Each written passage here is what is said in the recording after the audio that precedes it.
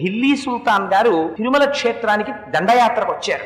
ఓరుగల్లు దాటిపోయి ఇటువైపుగా దండయాత్రకు వచ్చినప్పుడు ఆయనకి ఎందుకు ముచ్చట కలిగిందో, స్వామి ప్రేరణ ఏం కలిగిందో, దేవాలయంలో ఉన్నటువంటి స్వామివారి ఉత్సవ విగ్రహాన్ని ఢిల్లీ పట్టుకెళ్ళిపోతే అది అంతఃపురానికి వెళ్ళిపోయి అంతఃపురంలో పెట్టారు. ఢిల్లీ సుల్తాన్ గారి కూతురు ఆ విగ్రహాన్ని చూసి ఆ తల్లికి ఏం కనపడిందో అందులో, అయ్యి అంత అందంగా ఉన్నాడో స్వామిని రోజు మహమ్మదీయ కుటుంబంలో జన్మించిన జన్మ కారణం కాదండి.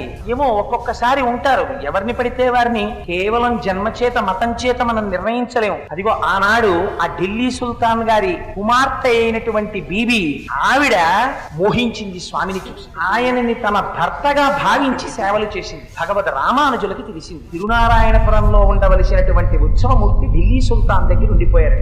ఢిల్లీ వెళ్లి ఆయన సుల్తాన్ గారిని మెప్పించి ఆ ఉత్సవమూర్తిని తీసుకొచ్చేశారు. ఆ స్వామిని విడిచిపెట్టి ఉండలేకపోయింది ఆయన కుమార్తె.